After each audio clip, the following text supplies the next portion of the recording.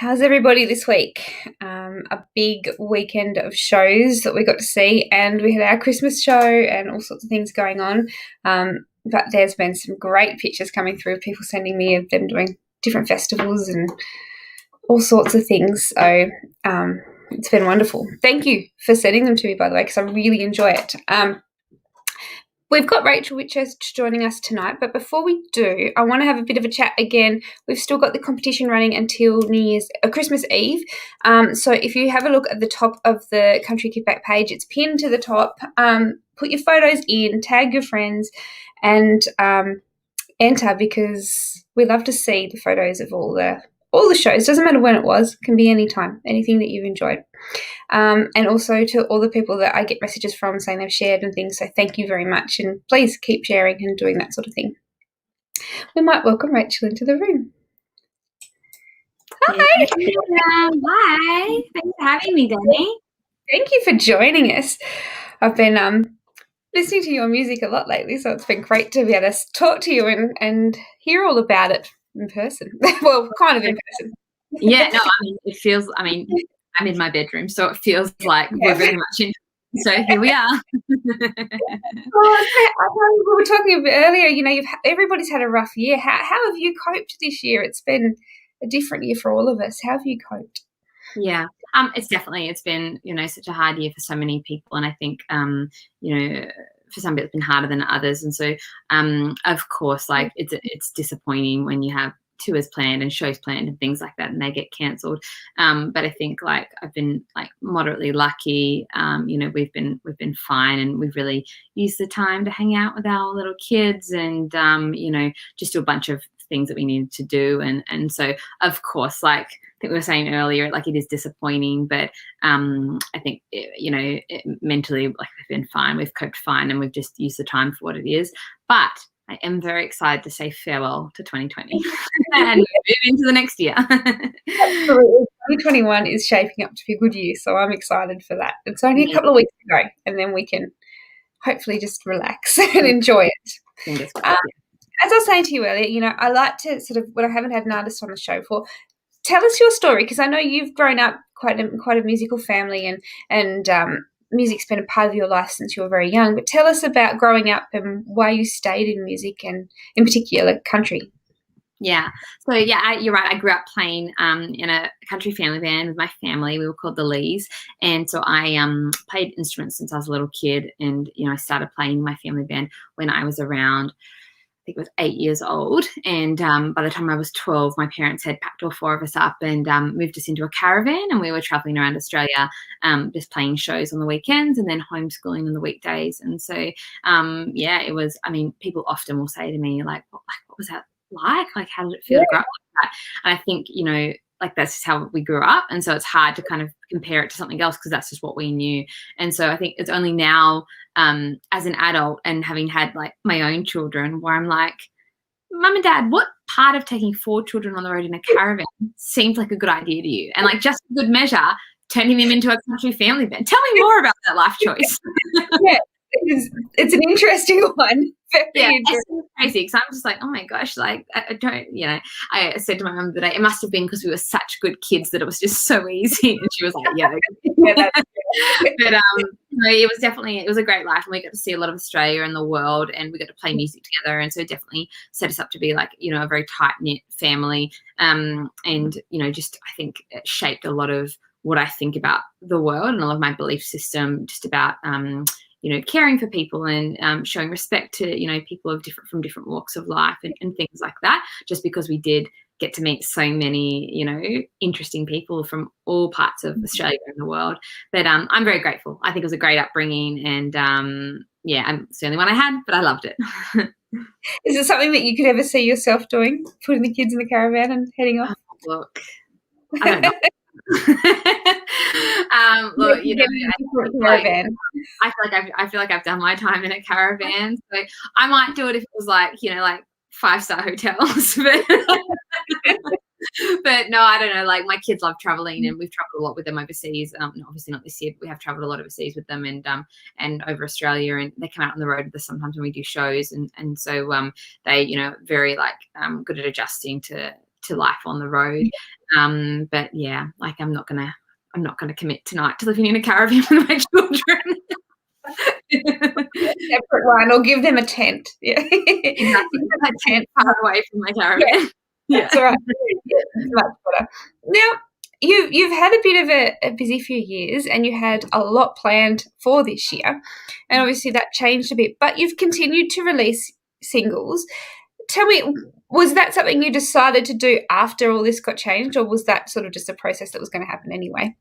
Yeah, so it was kind of we'd planned to have singles come out and in preparation for the new record, and I've got like my first single, which is called "I Found Home," came out. I believe it was on the 20th of March. Yes, I think it was. Yes, and it was the week they locked down the country, and so yeah. it was like I was just like, all the stars are aligning.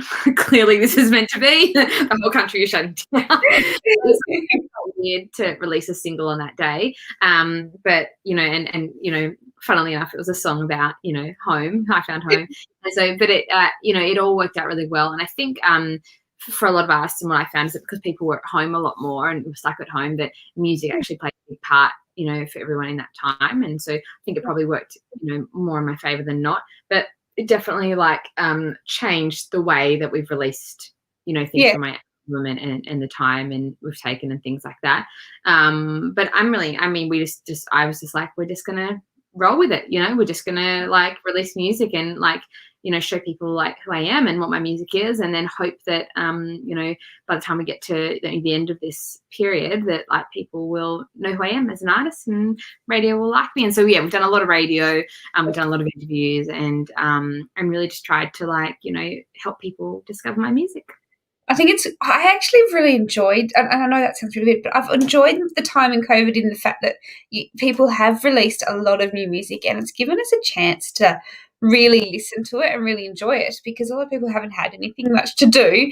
And I think it's been a really good year for the releasing music. I think some of the music that's come out of this year is probably better than it has in other years, because people have had the time to do it and enjoy it. I think. Yeah. I think the hard thing, I haven't created any new music this year because I actually went in and recorded my record in December of 2019, and so my album was already done, and so we came into COVID and I had the record done. So I can't say I've been very creative. Well, I've written a little bit, but not a heap. But it feel I do agree with you in that I think people have had a lot more space in their mind for hearing new music and discovering new artists. And Spotify has been really great for me, and a lot of new people have discovered me via Spotify, and they've been really supportive of my music, and same with Apple Music, which has been great because just I don't know, people get down on streaming platforms, but I just treat it like it's a marketing tool, and people get to find you and discover you, and so I've been really grateful for for those platforms so that people all over the world can hear my music.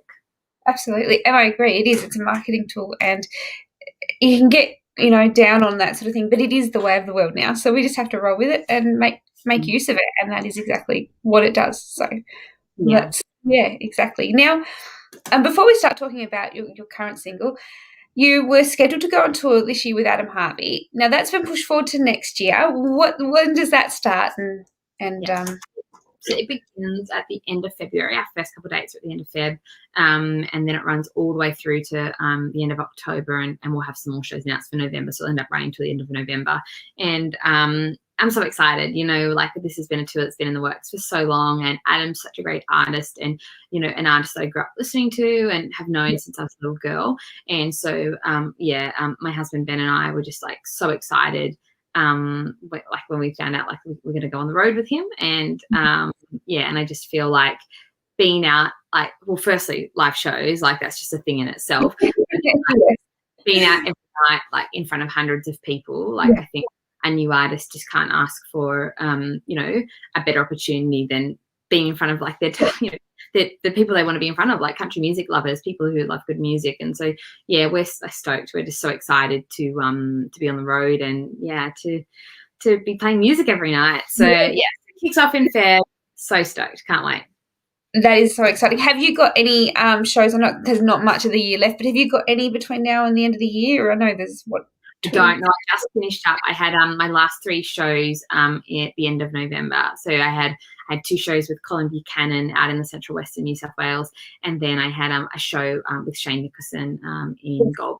And so that was my last show of the year. And now I am. Well, I mean, look, it's like my only 3 shows of the year, really. Like I had some in February, but like, you know, that's like it wasn't just like, you know, my last 3 of the year. It was like probably only like, I reckon it was probably only had 10 shows for the year, and that was 3 of them. So, which is just crazy. So, yeah. It is, yeah, I know. But, you know, we've rested. So, I can just see on the screen, like, I can see like people's comments and stuff on the screen. Yeah, you can. So fancy. I love it. And she said she can't wait for the album. And I don't know if you can see all the comments or only as I put them up. I'm not. Some people can, some can't. I don't know why. As you're like putting them up. So I just saw one pop up and I was like, oh wow, people are watching. This is great. People are watching. And there's so many here. And Pat, hi Pat. It's nice I can't wait to see you as well. There's so many people popping in. It's great. So then you've just recently, on the 12th of November, I'm trying to think what month we're in now. One of those days. You released your current single, You Ain't One of Us, and the film clip as well. Tell us when did that song come about, and how hard was it to sit on this song for so long? Yeah, so I actually, this is probably one of the older songs on the record, like one that I wrote a while ago. And so I wrote this song back in 2018, and initially when I wrote it, like I didn't have like an album in mind for it or anything like that. I was just more just venting of my feelings.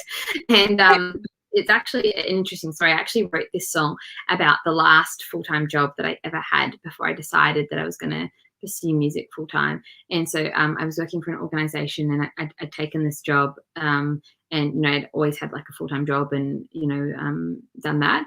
But I'd taken this job, and I'd kind of been tossing up whether or not I wanted to continue, you know, with this career, or whether I wanted to pursue music. And I think what people don't realize about like becoming an artist is it's pretty scary, like, you know, putting all this money into a record and, you know, promoting it. And it's not just the creative investment, it's the financial investment and everything that goes along with that. And you really it's that fine line where you've really got to believe in yourself, but then like you're also like super insecure that like people are going to hate you. And so it's just a weird dynamic. And so I was kind of in 2 minds. You know, I grew up, a lot of people like, you know, who grew up with music are just like, I've grown up with music and this is who I am. It's who I'm meant to be. And, you know, like I feel like this is my path. And so for me, I think I always was like, oh, I grew up with music because that's what my family did. But like, I'm like not sure if I'm actually good enough to do music. And so I always felt like a bit of an unknown for me, like, oh, you know, just because I did it as a kid, that doesn't mean I'm good enough to pursue a career in it. And so I think I had a lot of like insecurity around that and wasn't sure if I was going to, you know, do that or not. And so I had this job. It was around the time when I was trying to figure out exactly, you know, what I was going to do and if I was going to pursue music. And so I took this job, and within a couple of weeks of being there, I just was like, I was just like, this is a weird place. This is a strange place to work, and these are not my people. And so it was like very apparent very quickly that like it just like was not going to fit in with this organization. And I think look, I think it's a pretty normal human emotion to sometimes feel like, you know what I mean? Like everyone feels it at one stage or another. And so that was just one of the stages that I felt it. I felt it before. I'm sure I'll feel it again. But you know, I think like, so for me, I was just like battling with these feelings of just like, you know, I'm not one of these, like, I don't fit in, like, you know, I don't feel like I'm one of them, you know, and then I think also, you know, it doesn't really matter how like confident you are. Sometimes if someone says something, like you can't get it out of your head. Do you know what I mean? Like it gets in there, and then you're just like, I think it's true. Like, I don't know. Like maybe I'm this, maybe I'm that. Exactly. You do doubt yourself. Yeah, and you do start doubting yourself, and even if like, you know, and that's the thing, like you hear 99 compliments and one negative thing, and you listen to the one negative, right? And so it's the way my minds are, stupid. And so anyway, I sat down one night, started writing this song, and so I kind of wrote it like in the third person, like, you know, how, you know, I perceived these people, I guess, like looking at me and what they were thinking about me. And it was a bit, you know, feeling sorry for myself and feeling like, you know, I didn't belong or whatever. But about halfway through writing the song, and I was quite upset about it, but halfway through writing the song, I kind of had this like sort of like revelation where I was like, hang on, is like not how my parents raised me. Like, this is like not, they taught me to believe in myself. And it's, I guess like came to the point where I was like, it's okay if like everyone doesn't like me, like that's a fine thing. I don't have to make everyone in the world like me. I just have to find my people, whoever they might be. And so it kind of, the song sort of resolves itself in the end, in that, like I have a turn, and I'm just like, no, actually this is like, I'm not going to like entertain this thought that, that I don't belong. I'm just going to keep doing what I'm doing. And so it was a pretty like powerful moment, I think, for me as a songwriter and as a human. But it was actually the catalyst for my decision to then go on to pursue music. And so in a funny way, this really crappy experience actually led me to figure out like what I was meant to do. And I said to my husband, this is the last full-time job I'm going to have. I'm not going to have a full-time job after this. I'm just going to work for myself and do music full-time. And that was, like, I don't know, June 2018. And now we're in November 2020, and here I am 2 years later, still doing music, and really for the first time doing music. But like I stuck to that, and that was the last full-time job I had, and I think it will be the last full-time job I'll ever have. So yeah, but I really, as crappy as the experience was, I'm very grateful for it. That's my next stage of life.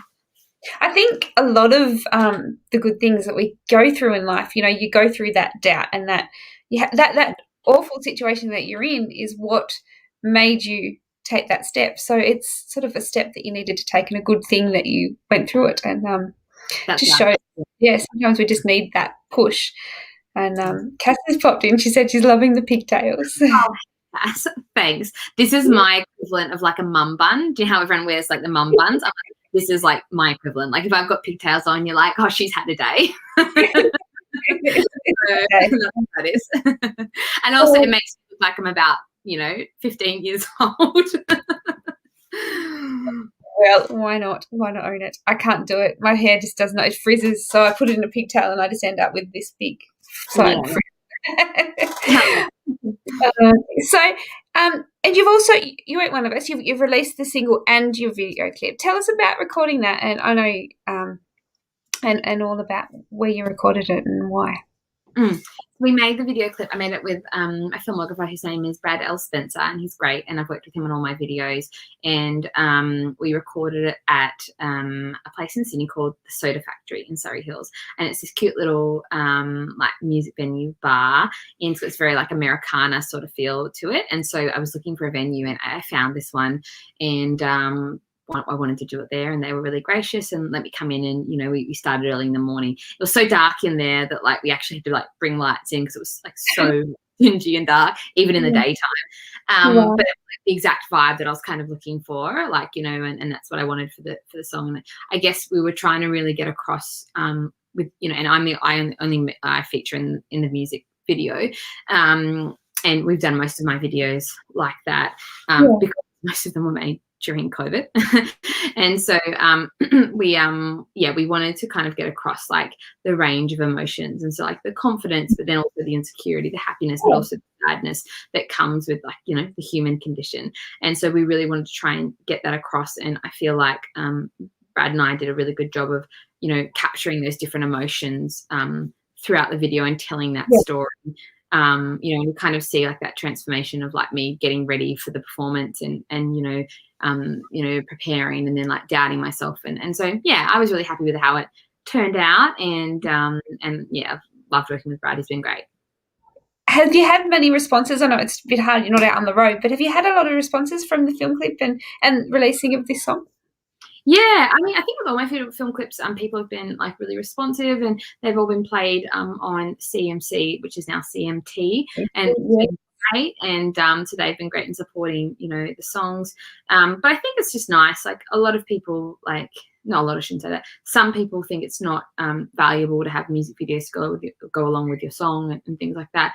But like in my mind, I think it's like some people are very visual, and so it's helpful to have like that visual like tangent of music that kind of helps people envision like the story you're trying to tell. So I guess I see it as like an extension of the song. And of course, like, I'm a songwriter, and so you want your music to speak for itself, but I do also appreciate that side of the arts in that a visual story can help with that. Absolutely.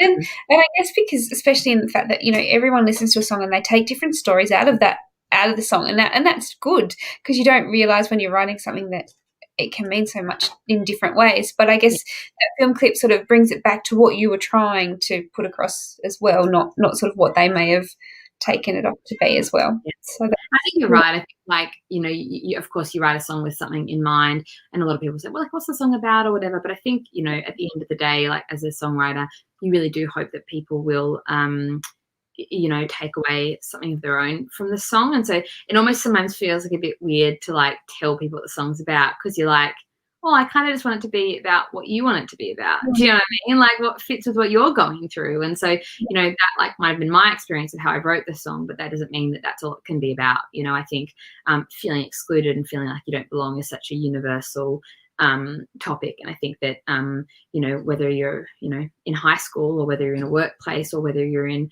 a friendship group, whatever it may be, like, I think it's a feeling that, like, we all feel. And so I think it can be encouraging to know that, like, you're not alone in that, and there's other people out there who struggle with that same thing. Absolutely, I agree. And I think, you see that, and people see that in music, and especially country. It makes you realize, again, that you aren't the only person going through these emotions and these feelings. So we're very lucky to have this in our genre. Next year, not only are you going on tour with Adam Harvey, and you've just finished off a few shows, but looks like you've got a few festivals already lined up for the year. Yeah, I have to be careful because not all of them have been announced yet, but I think the ones that have been announced so far are Savannah and the Rounds in Mareeba, which is exciting. Wow. That's in Queensland. It's like quite far north. And I don't know if I've actually ever been to Mareeba, actually, so I'm excited to do that. And there's some great artists on that lineup as well, and it's not exclusively a country festival. So like I think I've got like Daryl Braithwaite, and I might be thinking, actually, I may be wrong. Savannah and the Rounds, I think, is quite a country festival. But sorry, I've also got the Winton Way Out West Festival, which is not exclusively a country festival. And so they're both in Queensland, so I got confused for a sec. But that one was just announced as well. And so they've got Daryl Braithwaite and like a bunch of other, like, kind of, I guess, like Australiana sort of like artists that are like, really prevalent. And so both two festivals that I'm just so excited to play. And then fingers crossed, if cruises are happening and everything's safe again, I'm also doing Super Cruise at the back end of the year in November, which is 2 cruises in one, like it's a country cruise and the rock cruise. So they've provided boat and having both like cruises on board. And so I'm booked for the country music side of that, not the rock side. What was that? Sorry. How long does that one go for, the cruise? A week. Oh my gosh, that's a heaven.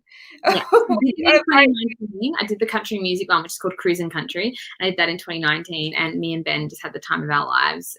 It was so much fun, and just you get to stop over like different islands and like get out, but then you also like just get to watch country music all day and all night. It's great.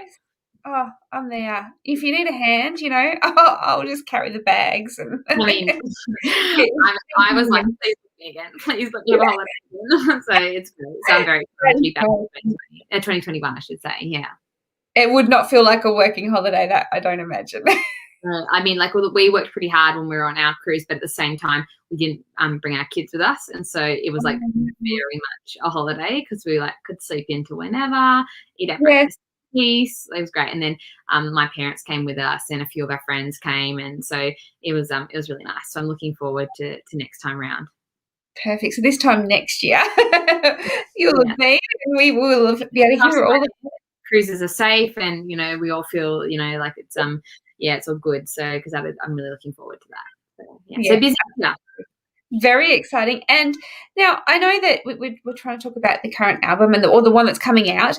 I know you haven't released any more details about that, but what about your EP that you released in 2016? Can they still get that? Is that something that people can still? Yeah, it's for sale on my website. Yes, it's a 4-track EP I released called Outlaw, and it's a great little EP, and I feel like it was just like the beginning of me like dipping my toes in the water of like what it meant to be a solo artist. And so definitely still available, and then the album will be out early next year, and I just can't wait to get it out, just because I've been sitting on it for so long. Like I said, think I said to you earlier, we went into the studio with Matt Fell back in late December of 2019. Yeah. So it's nearly a year since I recorded the album. So it's going to be like a year, like almost a year and a half of it being in existence by the time I actually release it. So it feels like it's a very like long time coming, and I feel like I'm almost like ready. Like I was saying to Ben the other day, I'm so sick of these songs. I've heard them so many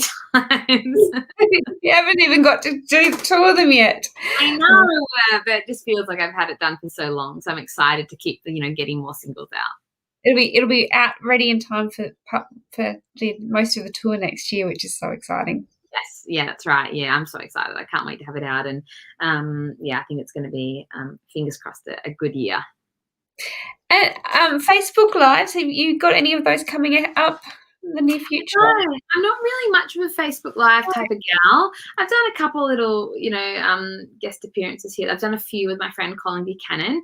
I just love his stuff. So really it's just an excuse for me to go get a front row seat to his show. So I think he's such an incredible songwriter and just such like an icon. And I think we're Australia's very lucky to have him. So I've done a few with him, which have been really, really great. But I think also it kind of like it doesn't feel like live shows, right? Like it feels so different to a live show that I almost feel like you're just left feeling like emptier. Oh, I've shook my computer. Sorry. I feel like you do it. Like, it doesn't feel like a live show. It feels like like just like something to a screen. And so it's just not quite the same feel. So I've not done too many, and and I think I'm excited just to do the real thing. Yes.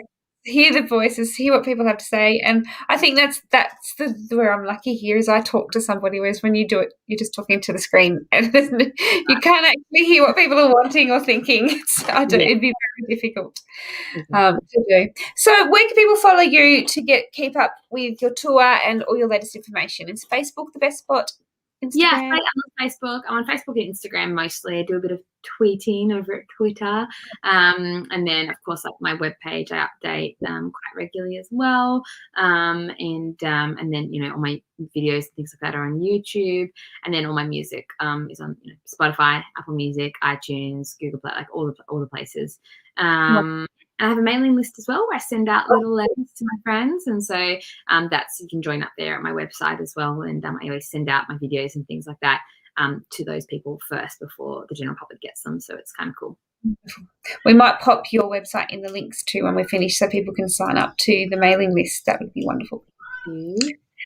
Thank you so much for joining us tonight. I know it feels like it's been a long time coming, this chat, so I'm very excited to finally have got to meet you and do this. So thank you very much. No problem. Thanks for coming. I was actually just looking around before our interview because doing it from my bedroom, and I was trying to make sure there was like nothing in the view of the screen, and then I discovered this this was the only thing that was in the way, and this was a Mother's Day present from my son. This time. I don't know why he thought I would want this for Mother's Day, but I just saw it and I thought about it like this is really random. But sometimes when my husband's falling asleep at night, I sneak it over and put it next to his bed. Just as like a joke. And he's like, "Is that dinosaur there again?" I'm like, "Yeah, it's there." That was the only thing that was in view, and I was like, "Move that creepy dinosaur out of the way." I love that. I'm like, why did he think that? Why did my 4-year-old think that's what I wanted for Mother's Day? I don't know. Maybe he wanted it, yeah. My husband also let him purchase that for me for Mother's Day. Didn't know. Well, perhaps she'd like this instead. No, yeah, she loves that. Him to I don't know, chocolate, not like a creepy dinosaur. Now I've got to keep it beside my bed like I like it. Oh, just pop it in the kitchen or something, and hopefully he'll wander away with it. Maybe fall down and crack. I don't know. Oh, that's a 21st birthday thing to bring out. When he's 21, it's really embarrassing. Yeah. Thank you so much. And I know we've got a few people commenting. Thank you so much, Kaz, for your lovely comments. And hi, Ronnie. I hope you're well. Thank you so much to everyone that's watched tonight. We're not back tomorrow night. We normally are back on Thursdays, but we're having a night off. I will be back, provided I've got good reception on Saturday with Travis Collins and from his live from his shows. So we'll be back sometime throughout the night. If it doesn't work, I will do some filming and pop it up when I get home. So thank you so much again, Raechel. We'll see you hopefully in the new year with an album. Sounds great. I can't wait. And thank you again for having me, Danny, because I think this year it's been such a weird time for artists. So one of the only ways we've been able to get our music out there is like people like you. And so I so appreciate your time and for having me on the show. Anytime. Thanks, guys. We'll see you later.